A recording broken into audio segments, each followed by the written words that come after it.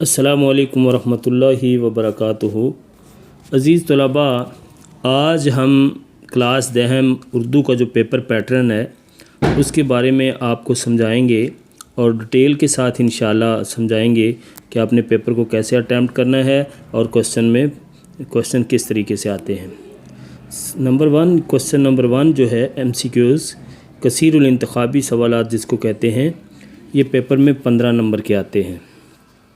और 15 नंबर के ये जो MCQs हैं कहाँ से आते हैं, तो सबसे पहले हिस्सा नसर है। हिस्सा नसर में से यानी 7 आते हैं और हिस्सा नज़्म में से 2 MCQs आते हैं और 1 MCQ हिस्सा गज़ल में से आता है।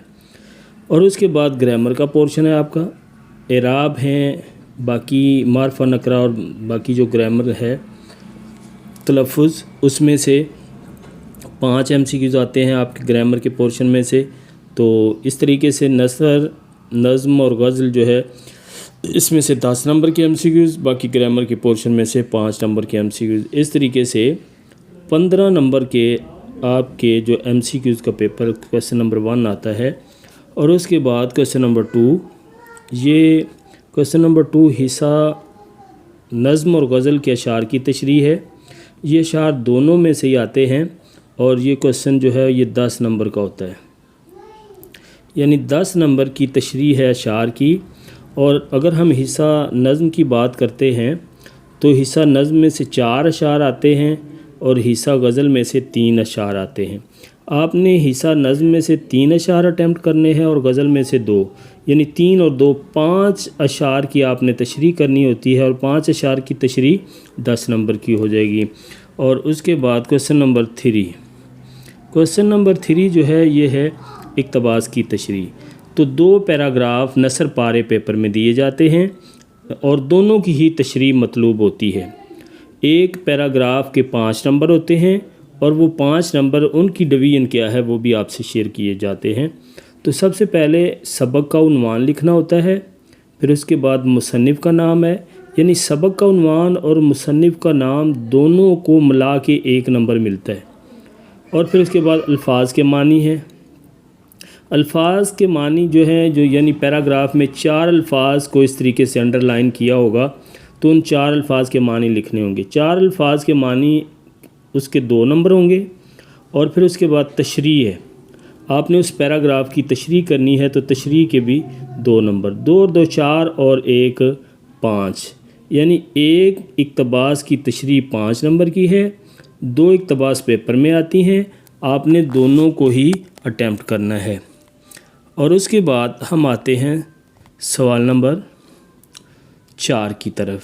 सवाल नंबर 4 जो है ये मुख्तसर सवालात आते हैं, यानी ये 10 नंबर के होते हैं, यानी 8 सवालात आते हैं, आपने 5 अटैम्प्ट करने हैं। और वो 8 यानी शॉर्ट क्वेश्चन मुख्तसर सवालात कहाँ से आते हैं, 5 हिस्सा नसर यानी आपके असबाक जो हैं उसमें से आते हैं और 3 हिस्सा नज़्म में से और 1 गज़ल में से। इस तरीके से 8 आते हैं, आपने 5 अटैम्प्ट करने हैं और हर क्वेश्चन के नंबर 2 होते हैं, यानी आपने 5 के जवाबात लिखने हैं और 1 क्वेश्चन 2 नंबर का होता है। इस तरीके से ये 5 क्वेश्चन के आपको 10 नंबर मिलेंगे।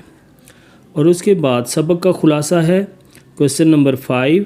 सबक का खुलासा 5 नंबर का होता है और आपने ये 8 से 10 लाइनों का सबक का खुलासा लिखना है।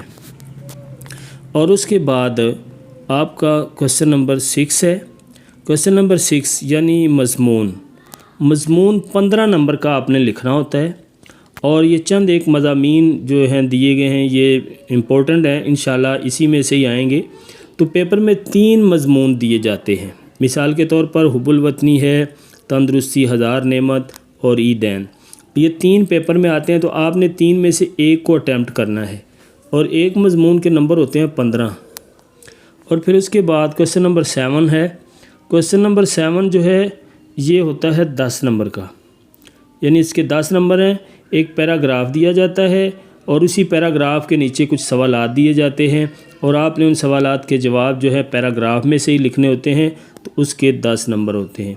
اس طریقے سے آپ کا پیپر جو ہے 75 مارکس کا یہ آپ نے اٹیمپٹ کر لیا ہے۔ باقی اس کی پریزنٹیشن یعنی پیپر کی پریزنٹیشن کیا ہوگی وہ انشاءاللہ بہت جلد ہم اگلا لیکچر بھی اپلوڈ کر دیں گے۔ امید کرتا ہوں کہ آپ کو یہ لیکچر پسند آیا ہوگا، تو اگلے لیکچر تک ہمارے ساتھ جڑے رہیے۔